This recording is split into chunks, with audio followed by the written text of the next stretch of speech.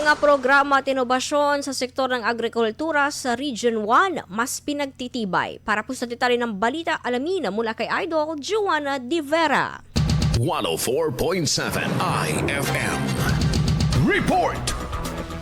Lalo pang pinagtibay ng Department of Agriculture Agricultural Training Institute Regional Training Center 1 ang mga kagamitan, pasilidad, programa at inobasyon upang higit pang mapalakas ang kakayahan ng mga nasa sektor ng agrikultura, kabilang ang mga magsasaka at mangingisda. Kabilang sa mga inilunsad na pasilidad at programa ang Knowledge Resource Center, Agri-Innovation Hub, rehabilitasyon ng training hall upang maging Agri-Fisheries Extension Hall, ating gulayan sa Ilocos Region, tamang abono ani sigurado at Agri-Extension on Wheels. Ayon kay Dr. J.V. Brian Carillo, Center Director ng ATIRTC1. Layunin ng mga ito na makapagbigay ng sapat na kaalaman at tamang kagamitan sa mga benepisyaryo upang mapataas ang kanilang produksyon at matulungan silang makaagapay sa mga hamon tulad ng krisis sa ekonomiya. Inisyatibo pwede namin gawin.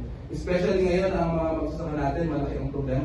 Even tayo, no? and the farmers, doon po sa crisis natin sa energy. No? So part of our extension on wheels, we will be talking also of our banner program, a knowledge sharing initiative of ATI Ilocos Region for our farmers to combat the negative effects of the crisis. Bukod dito, nagsagawa rin ng aktibidad kasama ang mga magsasaka kung saan tinalakay ang mga bagong programa at pasilidad, gayon din ang mga estratehiya sa pagtitipid sa abono sa gitna ng krisis sa langis at matinding init ng panahon. Kasama mula rito sa IFM Dagupan, ito sa Idol Joanna De Vera, Tatak IFM.